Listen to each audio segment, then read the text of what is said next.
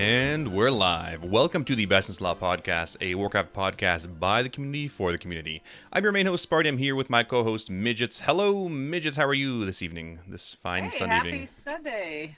How are you? I'm great. I mean, MDI is fantastic. That's why our podcast was delayed, of course. We were all, hyped to watching Watching those the things. last of it. Mm-hmm. But yes, welcome viewers. This is episode 26, and today we're going to be talking about the saying that, the grass is always greener on the other side, maybe from a distance, which probably doesn't really show all the weeds on that side. And you might come and find out that the grass is greener and well more maintained on the side that you water it on. So we're going to be talking about, really, is the grass greener, and how do you water your side? So there'll be many gardening analogies today, which is super exciting. So I'm Well, excited. especially it's spring and everybody's gardening. This is true. We had a beautiful day here in You know, Vancouver. we did too. It's starting to become summer. Mm-hmm. But I think the big news, and I think we should. Can we skip your joke? Do we have No, to do your this joke is a really this good morning? joke. I've hyped it up. We're Oh, ready to go. all right. You ready for the dad joke of the day, the week? Yeah, I just one guess. a week. Here we go. What is Beethoven's favorite fruit?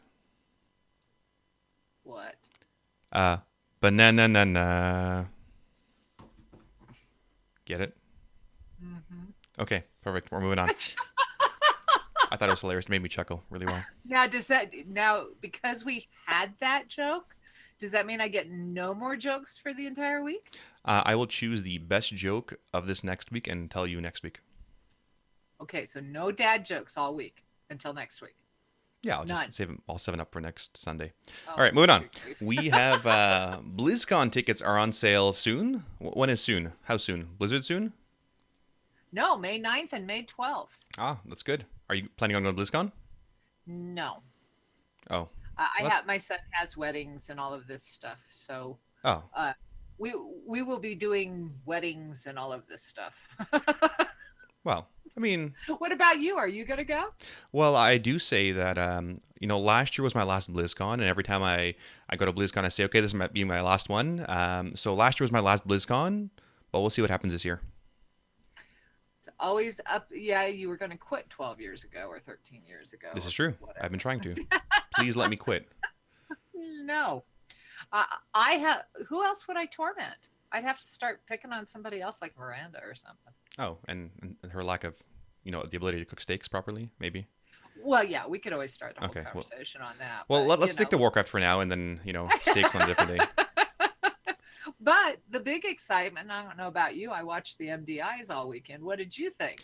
I loved them. You know what? The other MDI weekends, I didn't really have time to watch. I watched the EU ones a little bit, APAC a little bit yesterday, as well as North American ones last night, and much of this afternoon, this morning, and obviously right before this podcast. Super exciting. Sort of back and forth with those counterpick things. Some surprising turnouts from some, but Method and A took it, and I'm really impressed with Team Omega Snipe. They did something like 11 dungeons just today, 15 total looks like, and Method North America they did 10 total the entire weekend.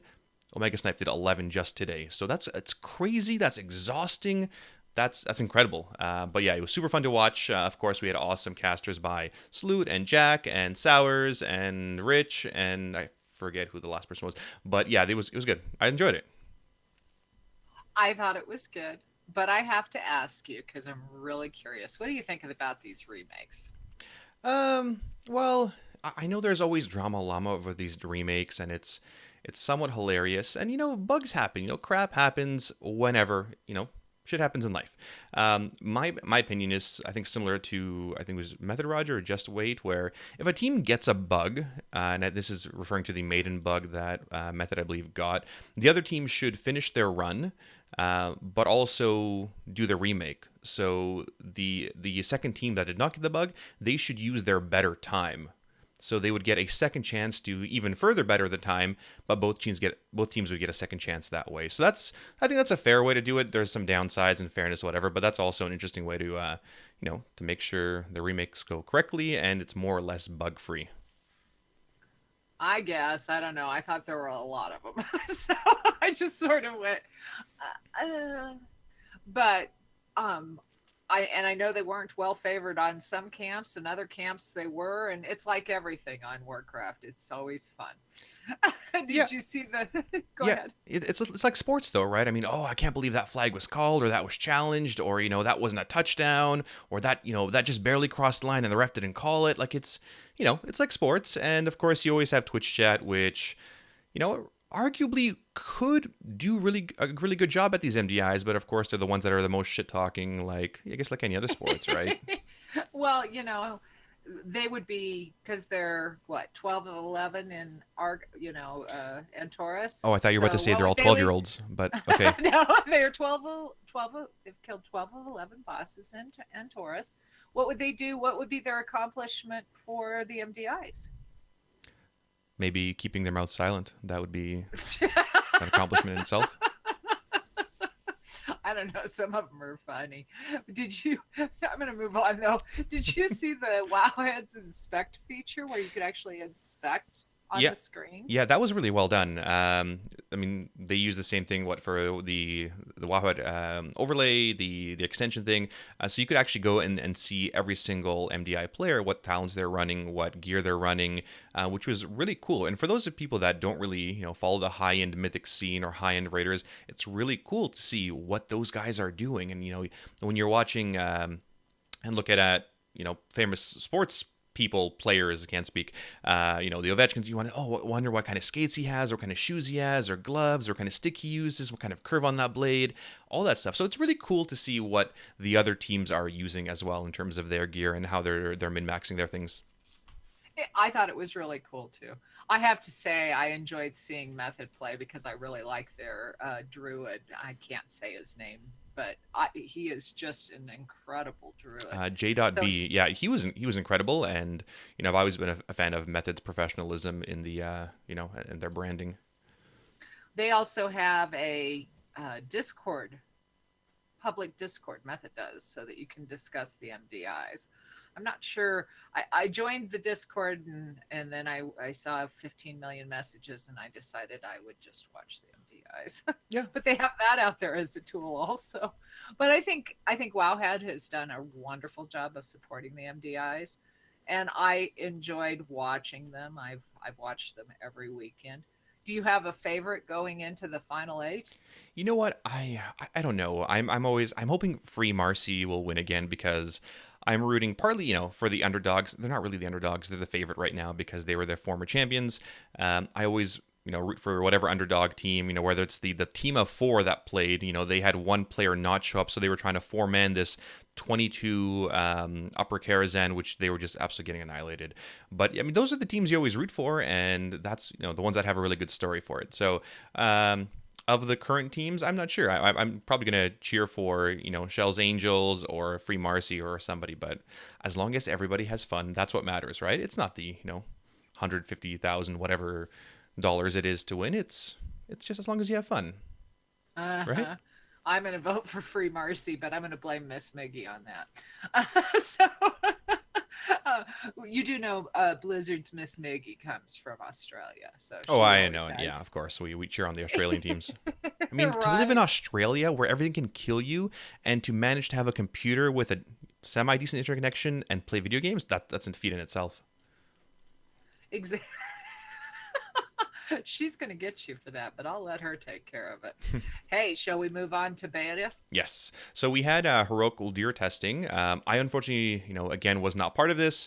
Unfortunately, life, work has to come first. I'm not in a position where I can test these bosses. A lot of our guildies did. I'm pretty sure Towley did. A number of my members did as well. And they had some really good testing and feedback, some really good notes on what some of the bosses could do and couldn't do. But what about you? Did you see any of the raid testing? Do you have any feedback on it? I watched some of it and I've looked at the notes. The first few raid tests, I have to work too. So I do all of my follow-up after the fact. I saw what Tally was doing and watched some of it, listened to some of it while I was at the office. But those first pass-throughs are always pretty buggy. And these were, I think Ariana was the one that showed the awesome screenshot of how they broke the entire boss. And it's for testing purposes. So some brief notes coming out there, but I haven't looked that close at the theory crafting or anything else. I know that our strat guys are already starting to put strats together, so there you have it. Oh, it's fantastic. No, I'm always really pleased to see our guildies, chiming in really quick and trying to build these strats. And of course, those are the players that are the keeners and the intelligent ones. But just a quick sidetrack, we do have Miss Miggy in chat, and of course, she's cheering on the Australian MDI teams, which we are hoping will win. Maybe she'll chime in with what her favorite Australian or APAC MDI team will be.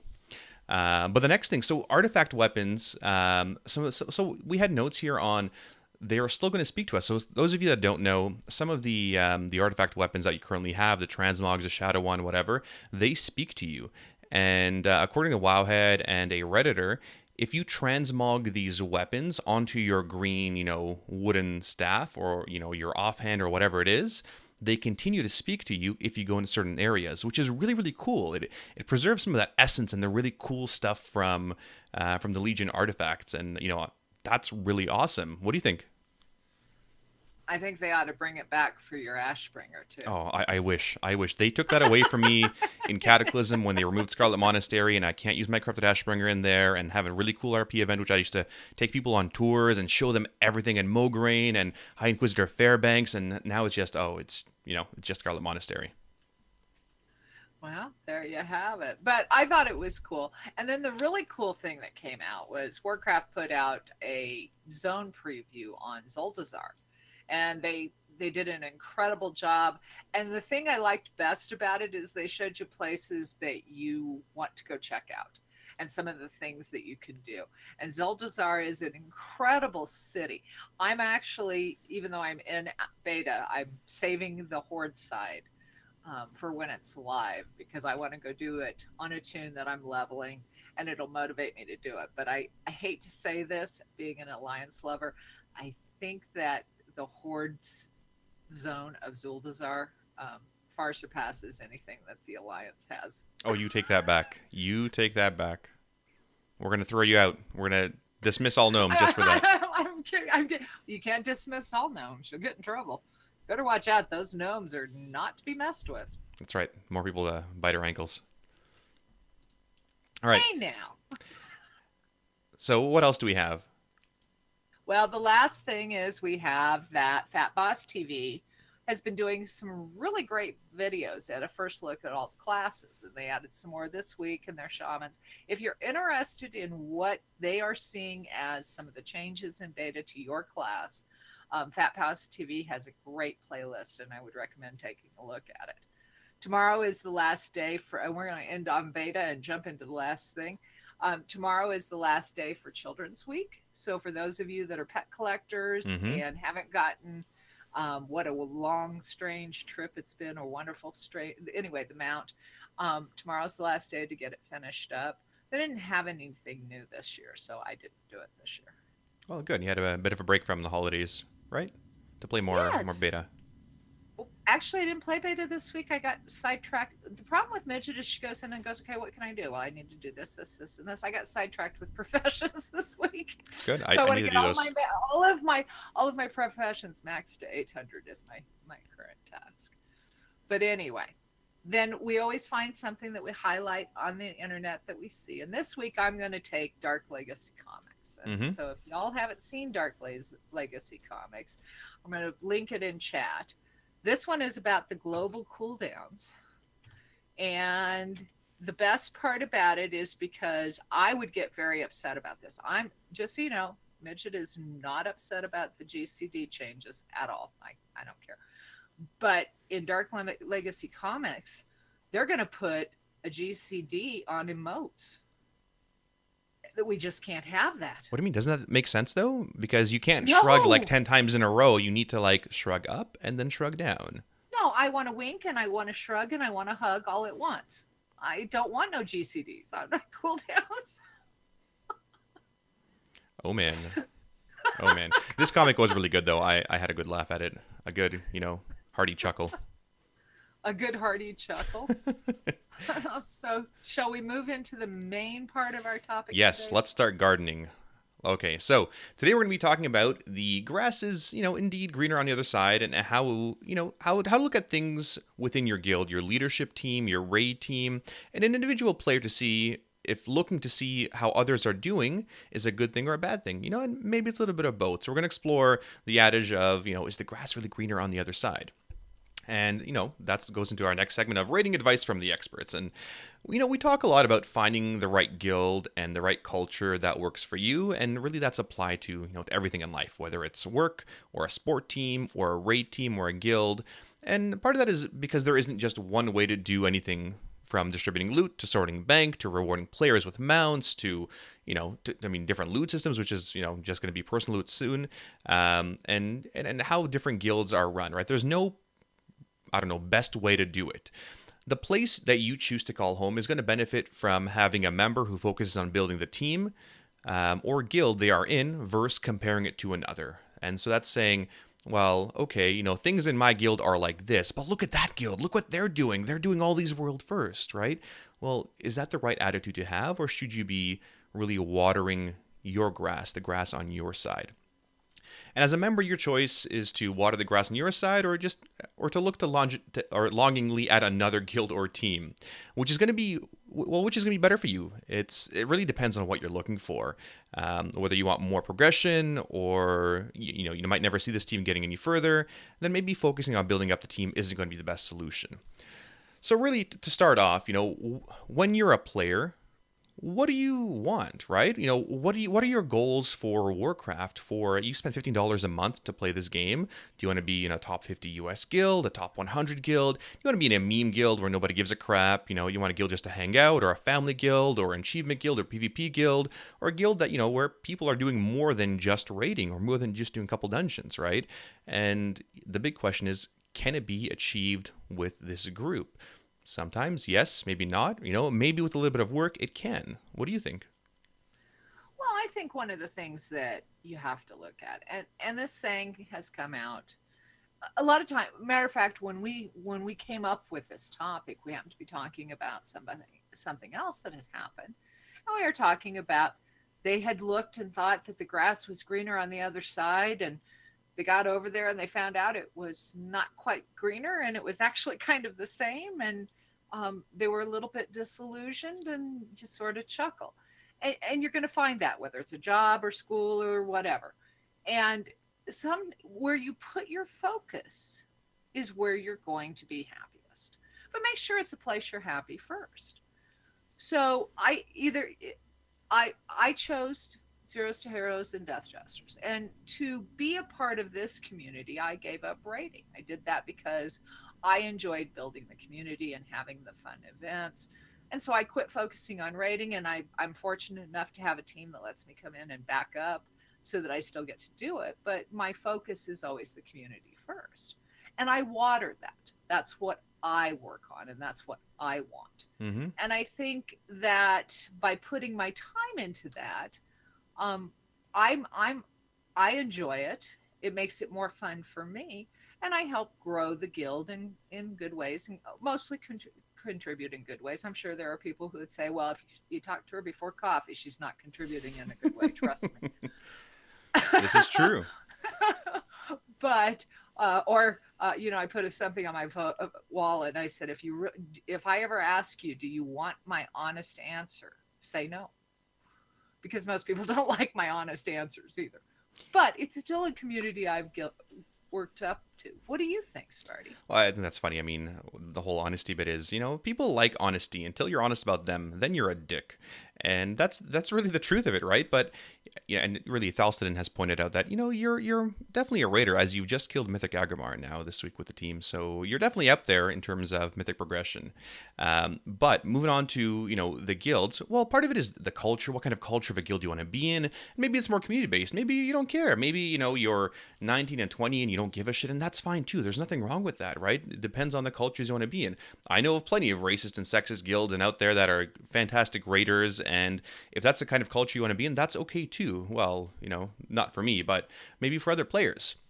Things to consider when you're looking at is the grass really greener? Well, are you comfortable with your current leaders, right? And why are you looking at the other side of the fence, right? Yes, and as we've said, it looks really green over there, right? But it is pretty far, and you don't know of all the weeds and the holes and the rocks and all that other crap that is, hidden within that grass, right? Yeah, it's pretty green from a distance, but maybe you're better off watering your side. And so when you're looking at the other side of the fence, are you contributing to that team, or have you outgrown them? And something I say fairly often is, well, if you're the smartest person in the room, well, maybe you're in the wrong room. Maybe you should be in a different room. Alternatively, maybe you should help build everybody up to the same level that you're at. That's what I mean. And well, Sparty, what do you mean I need to contribute? I pay my $15 a month here. I'm here to raid and do whatever. Well, I've told a lot of my players, and told a lot of my viewers, is the more you put into a guild, or the more you put into something, a team, whatever effort you're putting in, the more you're going to get out of it. If you sort of sit back and don't do much except for bitch and complain, that's not really contributing to your guild and to the environment. And maybe you want to touch on well, where do you differentiate between growth and just thinking something is better? How do we grow, right? What do you mean by growth? Well, it's a whole thing, and I'm watching your chat too, because one of the things that we will be finishing with, Cafe Hole brought up, which is the grass is greener on the other side because you haven't taken care of your side, or you haven't watered your side. So what do I mean by growth? Well, it depends on what you want. And people are going, wait a minute, Mitch, this is a game. No, this is a hobby. And I hang out with 20 or 30 people more time than I do a lot of my, the only place that has more of my time is my job. And so you get to know them and their family, and growth. So growth, how do you grow? Well, I have friends. So I have grown that area. And then I also have grown in my experience or my play style. When I first came to the Death Jesters and Zeros to Heroes community, there were a lot of things I didn't know. And I've learned a lot. I've learned a lot about what rating or tracking guilds. There's a lot of things you've taught me. So I've grown. So that's what I mean about growth. But I also mean personal growth. And so for example, if next year I wanted to become a shaman, a resto shaman, I don't think I'll ever go back to being DPS, but if I wanted to become a resto shaman, I would come to the community and learn from my community members.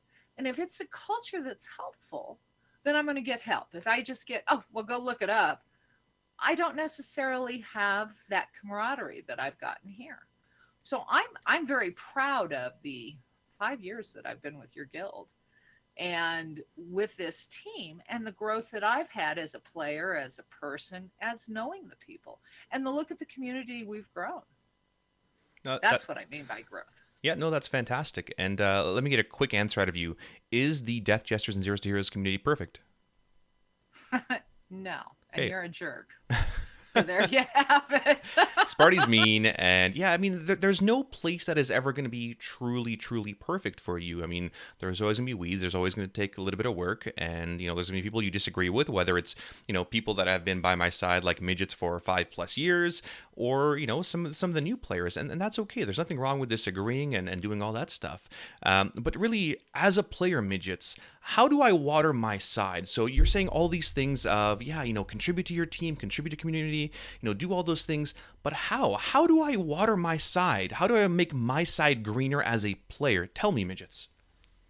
Okay, well, here's a few things. And let's go back to the no guild is perfect. No group of people is perfect, because it's made by humans, and we're all capable of making a lot of mistakes. So how do I grow it here? Well, there are days when I go, I hate this place. I don't want to log in. I go hidden. Thank you, Blizzard, for finally giving me a pure offline. It's the best gift you've ever given me. And I go do my own thing. But somebody will come back to me, and I will have this cute little 20 pieces of bacon from Dartmouth. or hey Midge, do we need blah blah blah. And so how do you help your community? How do you water your grass? All of those things. You contribute to the community. I putting together these events take a lot of time. Hmm. Make time, because if you enjoy them, make time for them. It's that's how you do it. I don't know, Sparty, what do you think?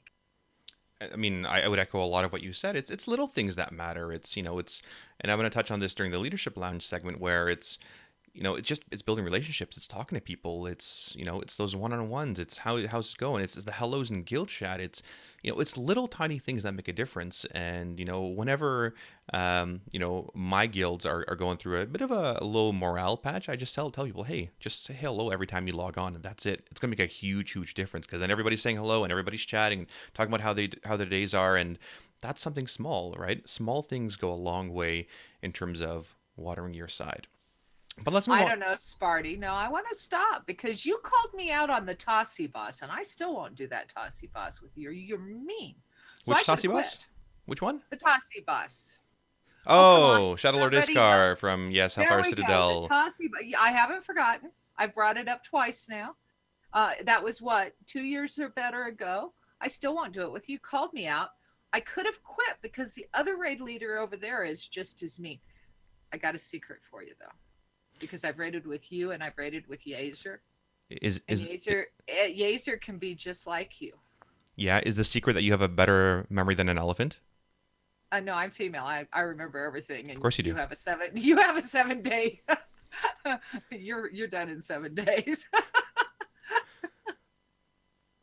Well then, we're gonna move on Jerk. to the leadership lounge. So, one thing that people always, or not people always say, some people go over into a new guild, new environment, and say, well, in my old guild, we did it this way. You know what Sparty's response usually is? Listen, your old guild sucked. That is why you're in my guild now, and your guild fell apart, and mine did not, and whatever. And that's a joking and ribbing response, but in all seriousness, when someone says, hey, in my old guild we did it this way, well, that's fine, right? You've sort of you moved on to potentially where the grass is greener, and what we do as leaders with a response like that, or with a statement like that, is, well, what can we implement? What did this other guild do better, or did do really well that we can incorporate? Right? It's really silly to recreate the wheel, right? If something sounds successful or is successful, shouldn't it be incorporated? Absolutely. You take good ideas from other guilds.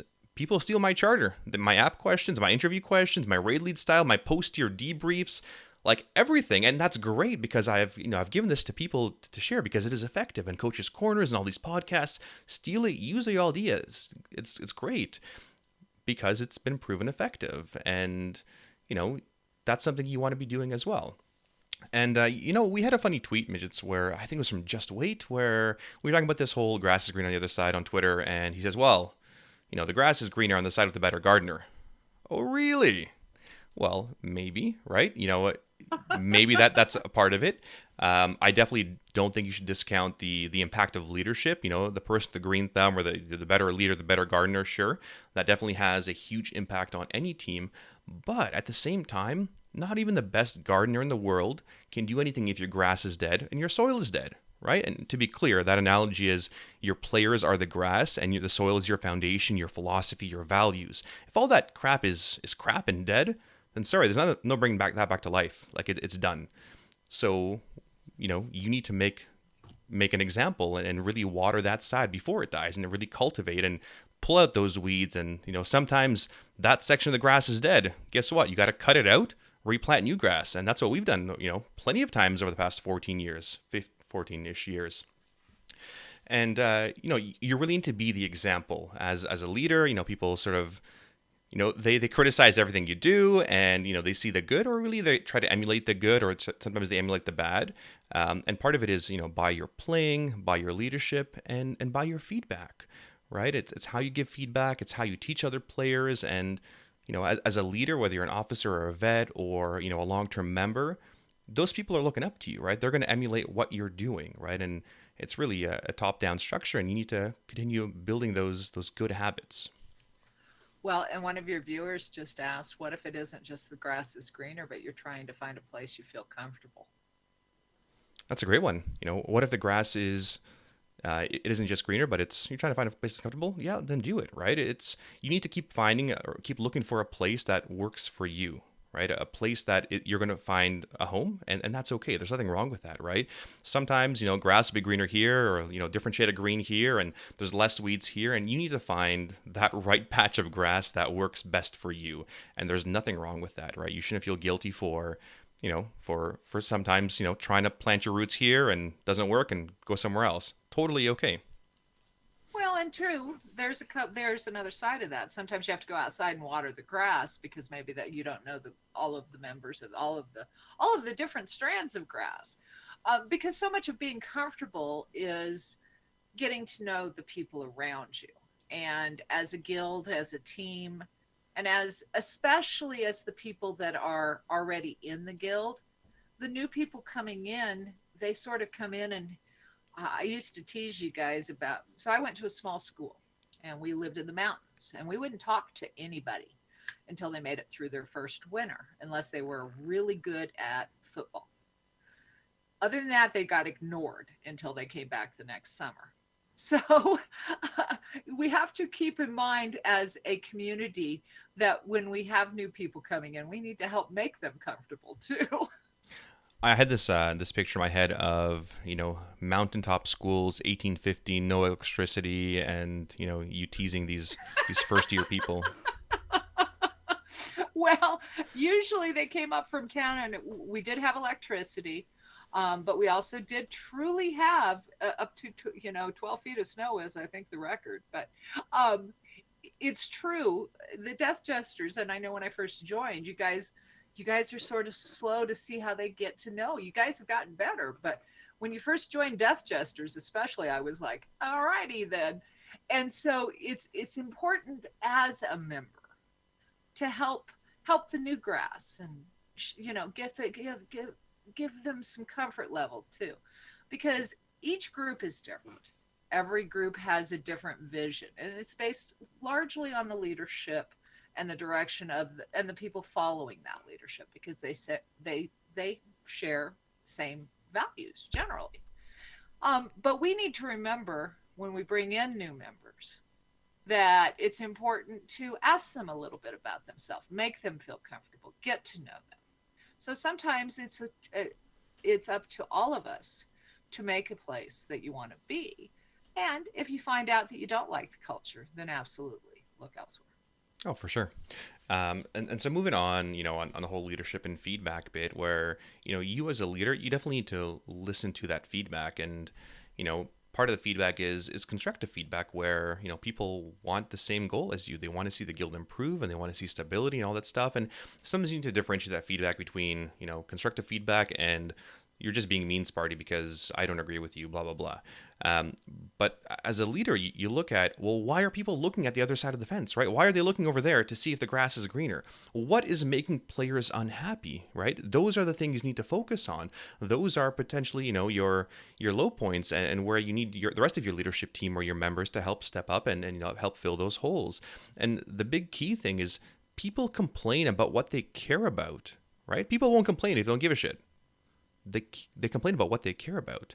So those are the things you need to focus on as a leader. Okay, well, the grass isn't growing fast enough here. Why? Well, maybe we're not giving enough water. Maybe we need to give it some Brondo, because that's what plants crave, right? It depends on what it needs to thrive, and you as a leader need to give it the right, kind of fuel to thrive there. Sometimes though, people complain about things they just don't like, and nobody likes change. And so rather than make other choices, they try to create more weeds. And we've all seen that. We've experienced it recently too. And so keep in mind that there are people who complain about what they care about, and you need to look at that. And there are people who create deliberately an environment of friction because they want to do it a different way.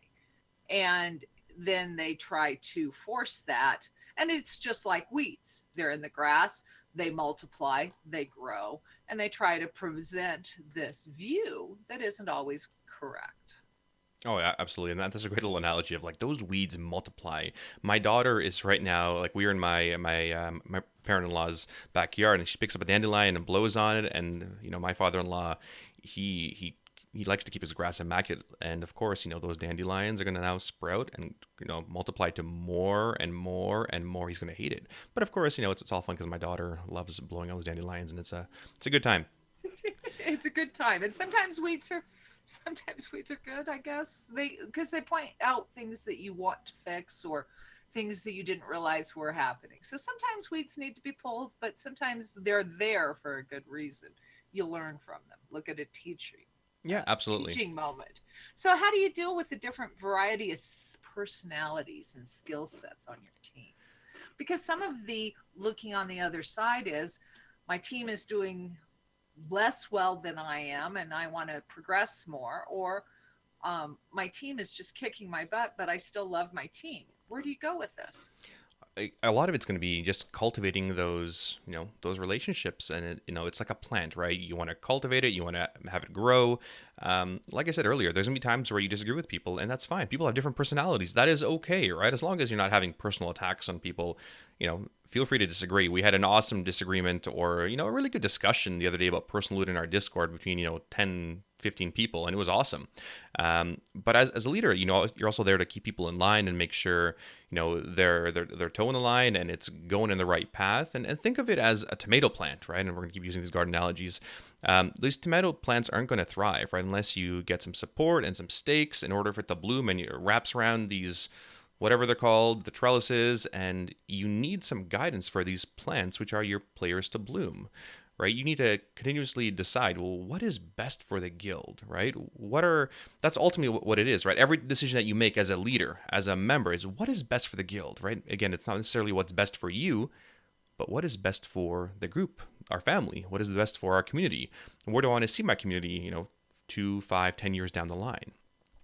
And go into that, well, sometimes it's, the top parsing players aren't healthy for your team, right? That's funny. There was a Twitter joke earlier today from Hamlet, one of the class devs, of, at least, people are speaking up against parse culture, which wasn't the MDI teams. But yeah, sometimes it's not healthy for your team. And sometimes, you have players of different skill sets, and, maybe they're well liked, but maybe morale will decrease or increase because of their frustrations. You have people have this situation happen all the time where you have a really strong player in the guild, and he's so far ahead of the curve, and he's waiting for everyone else to keep up, and he's waiting, and then impatient, or she is impatient, and the players just aren't learning quick enough, so they get frustrated, like, oh, why are you guys sucking so much? And that's not healthy for a team either, right? Maybe this person needs to take a bit of a break, or maybe they're on the wrong side of the field too, right? You need to see what's going to be best for your guild, and part of that is ensuring you have the right seat and the right players and the right people on the in the right seats on the bus. Well, and when it impacts your team. So you have somebody you really like, and they're struggling to keep up. Um, and as the team grows and gets better and progresses, they're talking about it in the MDIs about how these teams had improved just within the competition. And if you had, when you're looking at 20 or 30 people, you have one, everybody has a different skill set. You have people who are really, really good. They catch on quick, they move fast. The Schomburg will be my example forever, who can come in and play any class and do it well. And then you have other people who play just one class. It takes them longer to learn. They struggle on the mechanics. And within that team, because sometimes, our guilds have numerous teams. So sometimes we have to look at just a team level.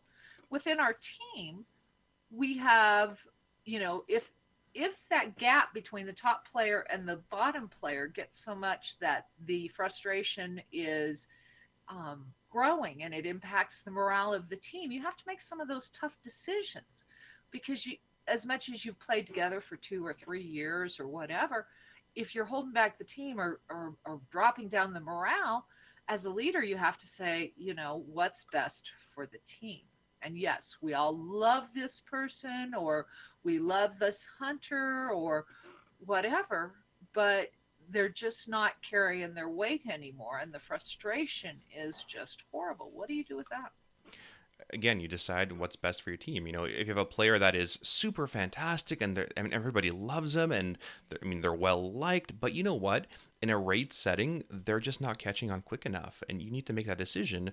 Well, in a raid setting down the line in Battle for Azeroth, will this person, how slow they are, if their skill level has plateaued at this point, will their lack of catching on things frustrate the team more than the value they bring, outside of the raid, right? And that's a very tough consideration to make, right? You need to draw that line as a leader. Well, where are they worth it? Are they worth it, in terms of, well, they do a lot outside of the raid, and they're great, and they do all the mythic dungeons, and they're fantastic, and they joke around a lot, and they fit in. But what if they're just not keeping up? Well, that's where you sort of need to set the bar for your players, right? You need to have those skill bars for the rest of your team, because if you keep bringing in, and this say this from a raid leader perspective and a guild leader perspective, in a mythic capacity, if you bring in a lot of really awesome people, but they're just not keeping up, that level or that bar will continue to drop down as you bring more and more, really awesome, fun people, but that aren't ready for that level of rating yet. And so, moving on to the next thing, guild team jumpers, right? You have an Well, applicant. actually, Yeah, can we we can answer start. We this can. question? Sure. Because Did I this miss one? question is really good. Yeah, Rexif asks, what would you suggest when your lack of happiness is directly tied to your guild's stagnation in terms of rating? I've grown increasingly unhappier over the past several months due to my guild not progressing and even regressing, and not want to implement changes to fix anything. It's a good question, and the biggest thing is, well, the first thing I would ask is, well, what have you tried, right? There's a difference between, hey, my guild is not progressing, they're not doing anything, the leadership's not doing anything. Okay, that's fine. But have you just sort of soldiered on, or have you actually tried to water the grass? Have you tried to make things better, Raxef? And he says, yeah, I've tried this, and I've tried giving suggestions, but things aren't being implemented. I'm giving my guild leader the friggin' watering can. I'm giving him all these seeds. And they're like, well, I don't want to water. I don't want to do it. It takes too much effort. I'm sorry, but that's what leadership is. It's a lot of effort, and it is a lot of work, and people need to do it. And so as a player, if you're in that kind of situation where you've tried and listen, you've done more than needed, right? You've put in all this effort and things still aren't being done, or people have promised to make changes and they haven't. Well, maybe that's the time to to start looking for greener grass. Well, and keep in mind, too, one of the challenges from now until the new X pack is you've got a lot of catch up, and people are tired of the current tier, and summer's coming, and this is sort of a lull for all of the guilds and teams out there, and so sometimes it's just getting the team motivated to come and do maybe some different things or some fun things. It's people are off doing beta, or they're looking at the shiny new game, or all of these things. So we're going to just go ahead and jump into, as a leader, how do you water your grass with all of those challenges? Well, you're a leader. You're really there expected to to put in the effort, and part of that is having those conversations and having those relationships with players and just seeing how it's going. And you need to make the time to do that. And listen, I've experienced firsthand in the last couple of months, last 6 months of, if you don't cultivate relationships, weeds tend to really grow and multiply, and then you got to go for a mass culling, right? But that's what you need to do. You need to make sure you're building the right relationships with people and you're talking to them, and that's a lot of what it is, right? It's putting a human face on that raid lead or that guild lead or whatever, and it takes a lot of time. And yeah, a lot of crap is going on in real life, and you've got full-time work and families and all that stuff, but you're still expected to go above and beyond with with the relationships and the chats that you have with your players, and again, leading by example. You as a guild lead, you need to ensure you're filling your guild's goals, whether that be progression or environment or rankings or fairness, or promise your guild 20 Argus mounts, whatever it is, right? That is your job. That is sort of why the guild is following you as well, because you've indirectly promise them those things, and that's the expectation of a guild leader. And sometimes you fall short because we're all human, and that's okay too, right? But you're there to lead them to that promised land, those goals. And really, that's part of watering it. But at the end of the day, it's, again, those relationships, those conversations. It's, yeah, you're giving criticism, but at the end of the day, you need to make sure that everybody does feel valued. And, you go into any kind of operational review in big companies, and that's one of the biggest complaints from employees is, well, I don't feel valued. I don't get enough good positive feedback. And I talked about in my previous podcast of, well, what's the low-hanging fruit, right? What are the different ways you can give that feedback and water that grass? Well, simple conversations, right? Simple, quick chats, open door policies. If you have a start, stop, keep, right? What would you like me to keep doing? Midgets, what do you want me to start doing, and what do you want me to stop doing, right? That way you have telling dad jokes. Not going to happen. So we've came to an agreement there that we are not, like, I'm not going to stop telling dad jokes because they're awesome, and that's okay. But having that conversation was important, so we know where we stand. Well, now I know how valued I am. So, well, and valued goes both ways. We sometimes forget to tell our leaders, thanks. Because we go to them with all of these problems. One of the leaders I was chatting with last night, he said, I got to go to bed. I can't anymore. Because he was getting just bombarded. And I said, go to bed. So sometimes it's good to water the grass by taking care of making sure that the tools that are used to keep the yard and garden beautiful are kept clean and shiny. And sometimes all that is the thanks. Because leadership is a thankless job. And it's nice when somebody comes out and says, hey, I really appreciate what you do. Sparty doesn't appreciate the bank because he still pulls out of the middle. So while we're having conversations, sometimes it's the little things. So you'd like me to stop pulling from the middle of the guild bank, myself and Towley? Yes, both of you. And, that sort of brings us to our last couple points here where, we tend to look to others to see what is best, whether it's best DPS, HPS, or raid leading style. We judge a successful guild or team by their success on WoW progress or their Raider IO score. We judge players by their eye levels or their parses. And, these are tools we use to see how well a human understands their class or a raid leader understands the boss encounters or great strat designs. That's fine. They are tools, and with all tools, there are times we need to look deeper. Sometimes in looking in something from the outside or over the fence, you're missing some of the things that may make it not such an ideal situation for you. Maybe that top parse was gained because, it was gained by a healer or by under-healing an encounter. Maybe because you didn't have a disc priest. People maybe were standing there in crap on purpose in order to get that top parse, right? It's, maybe it's not a top parse healing parse at all. Maybe that top guild didn't sleep for a week to get that world first. Or found an exploit or sabotaged another team or DDoSed a fellow player in order they could get a raid spot, that anything to win attitude. And you look at some of the best athletes out there, after their successes, too frequently we find that, steroid use or they've been doping up or performance-enhancing drugs to supplement that success.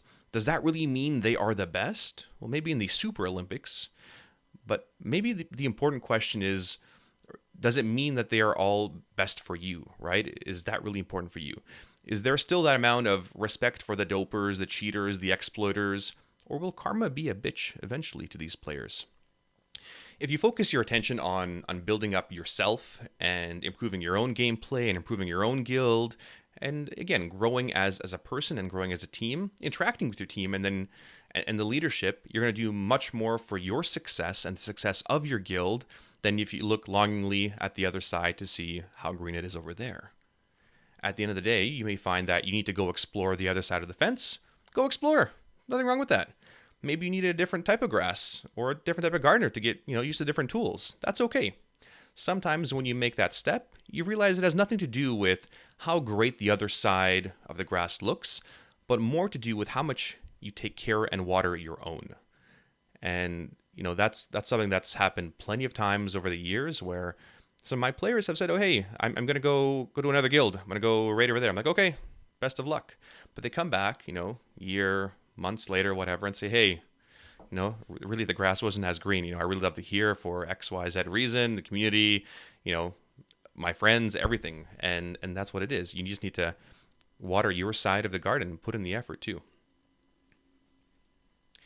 And I guess really a couple of closing thoughts. And this one was a great one that reminded me of your weed thing, your weeds multiplying, and people just stirring shit for the sake of stirring shit, and that happens, right? People sometimes give feedback, and other times they they're just there because they're really bored, or they want to bring other people down to their level. And maybe the problem wasn't the grass on your side to begin with. Maybe you were the problem.